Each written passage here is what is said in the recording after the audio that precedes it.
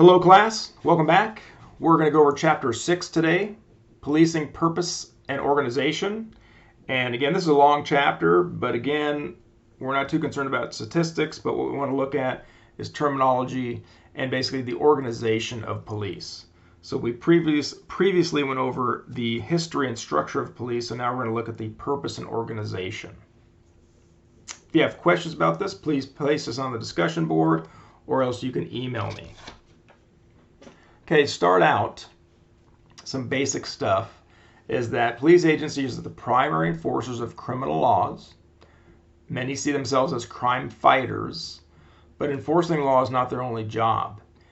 And the majority of police spend their time on non-emergency calls, controlling traffic, and writing tickets. So it's not like on TV where they're catching the bad guys all the time, guns drawn, handcuffing people, etc., etc.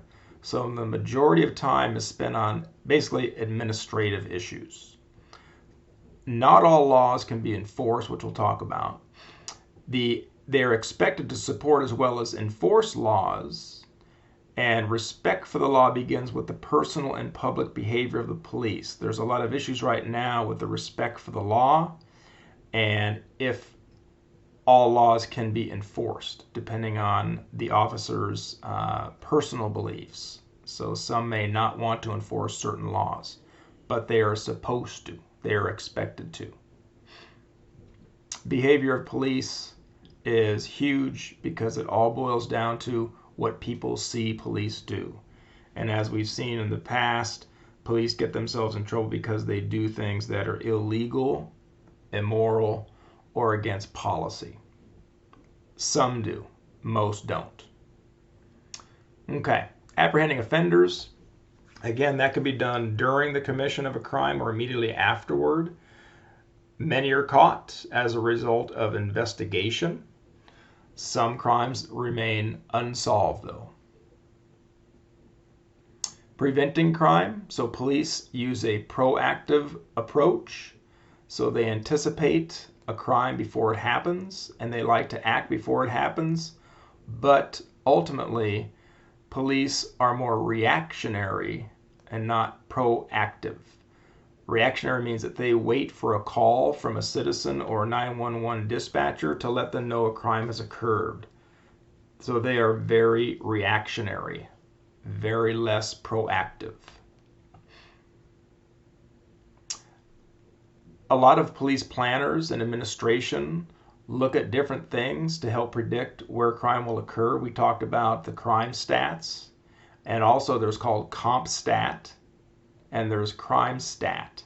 And these are data gathering people that work in the department that use crimes or analysis of crimes to map crimes, where they could occur, where they probably will occur, where hotspots are, and how far out the police will have to travel to go to a crime.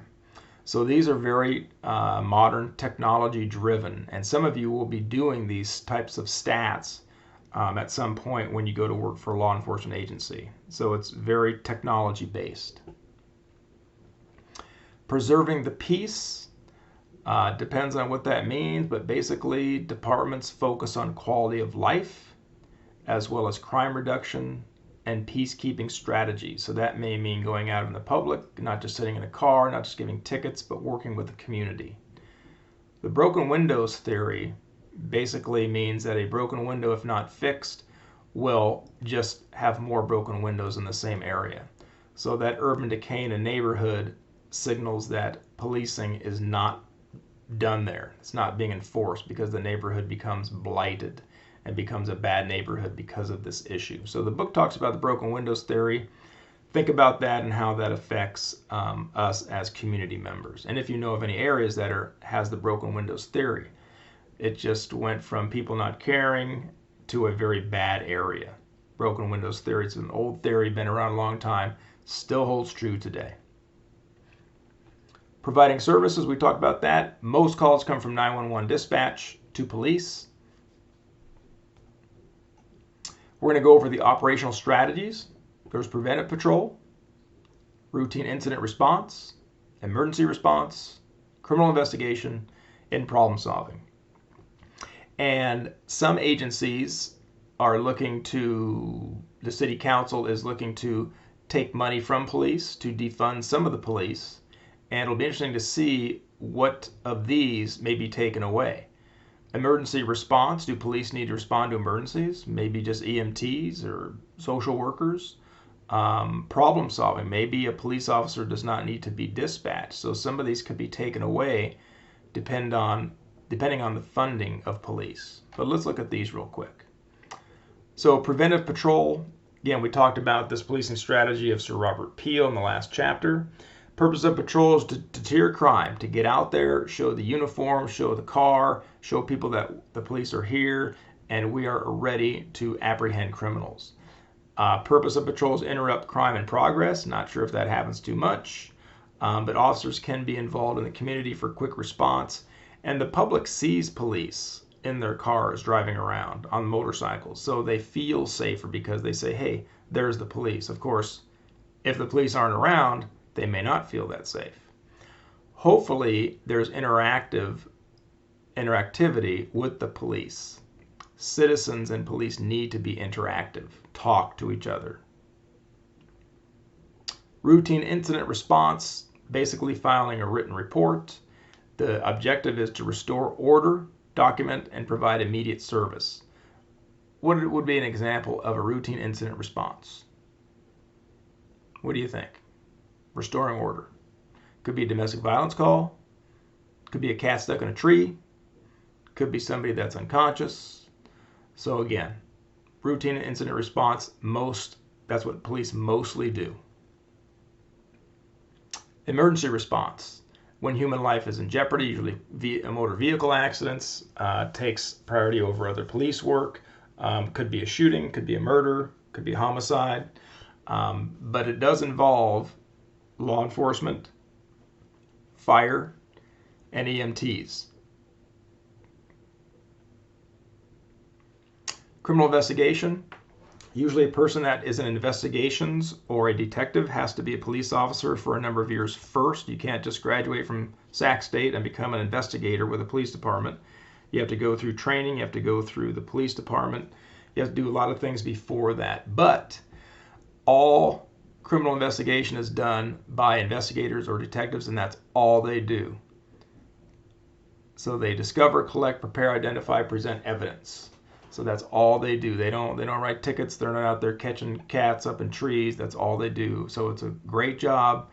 It's never boring, and it's very can be sad at times depending on what investigation you're looking at.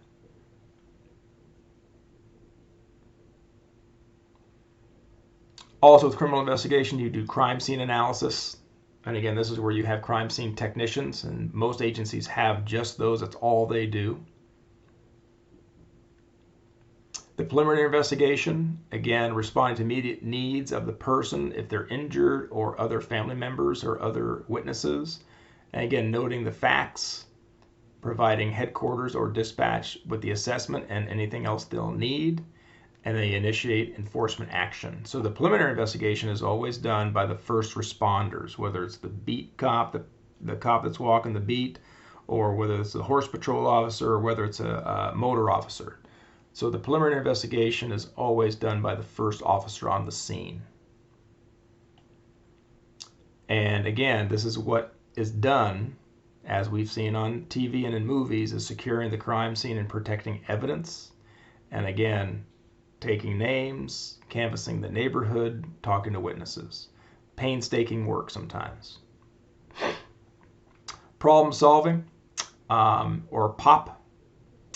There's a lot of different agencies that use this, and SARA is one of the acronyms that's used. That's scanning, analysis, response, and assessment. And CAPRA, and again, it's another acronym for how these things are used with problem solving within the police. And this is police working with the community. Okay, it's community involvement. You can't solve a problem without the community, because the community knows what's going on. Police may not. So that's why talking, getting into the neighborhoods, doing things with the community is how problem solving is going to occur. Support services. There are so many services that support police, that are non-law enforcement officers. There's dispatch, there's training, human resources, evidence, record keeping. So again, these are all positions within police agencies that are non-sworn. Okay? So there's a lot of opportunity to start out in a police agency in a non-sworn position as a support service or maybe a community service officer. Managing the police department, basically there's a chain of command very like the military, and the order of authority comes from the chief down. So you have the chief, you have the assistant chief, you have some area captains, you have a bunch of lieutenants, you have a whole bunch of sergeants, and then you have the officers. The span of control is supervised by a particular commander depending on the term. It could be an area commander that commands a certain area or precinct. It could be a captain that supervises 15 lieutenants. The 15 lieutenants supervise 100 sergeants, and those 100 sergeants supervise 2,000 officers in a large department. So the span of control goes from officers all the way to the chief. Very militaristic-like. The policing styles we'll look at, there's a watchman style, legalistic style, and service style. And where you live, what type of style is it? In the watchman style from the old Sir Robert Peel days, it's order maintenance. So there's informal intervention and discretion is used. The legalistic style is strict enforcement of the letter of the law. May take a hands-off approach to non-criminal disruptions, but it's strict enforcement. So completely different than the watchman style.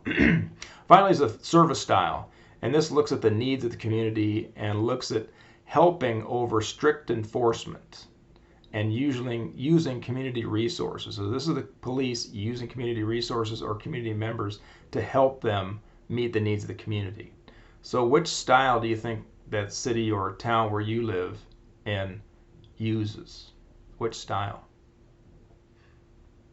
Police community relations is huge, and it's still going on today. Most modern programs frequently fail when it talks about police community relations. And again, it depends on the satisfaction of the communities. Is your community satisfied with the way police operate? Many today are not. And there's a lot of action going on right now to improve that, improve training, improve police activities, and again, to work with the community.